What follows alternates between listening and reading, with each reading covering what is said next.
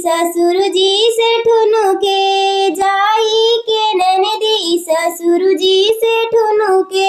हाँ ससुर जी से ठुनके हो ससुर जी के ठुनुके। हरवा देऊ गढ़ाई नेग कलसा के भराई जी। हरवा देऊ गढ़ाई नेग कलसा के भराई हो। कलसा गोठने की बेला ननद मोरी ठनगन मचाई हो। कलसा गोठने की बेला ननद मोरी ठनगन मचाई हो। जाई के ननदी जेठ जी से ठनुके, जाई के ननदी जेठ जी से ठुनुके। जेठ जी से ठुनुके जेठान जी से ठुनुके, जेठ जी से ठुनुके जेठान जी से ठुनुके। झुमका देऊ गढ़ाई नेग कलसा के गोठाई हो। झुमका देऊ गढ़ाई नेग कलसा की गोठाई हो।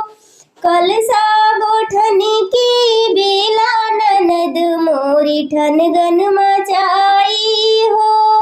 कलसा गोठने की बेला ननद मोरी ठनगन मचाई हो। जाई के ननदी देवर जी से ठुनुके, जाई के ननदी देवर जी से ठुनुके। देवर जी से ठुनके देवरानी से ठुनुके, देवर जी से ठुनके देवरानी से ठुनुके। नथिया देहू गढ़ाई नेग कलसा के गोठाई हो।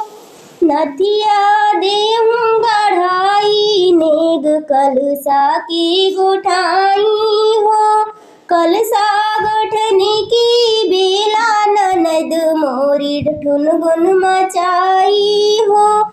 कलसा बेरन की बेला ननद मोरी ठनगन मचाई हो।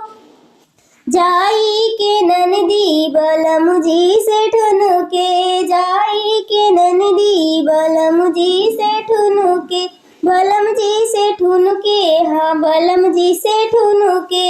हम से ठुनुके हो हम से ठुनुके। कंगना देहू गढ़ाई नेग कलसा के गोठाई जी। कंगना देहू गढ़ाई नेग कलसा के भराई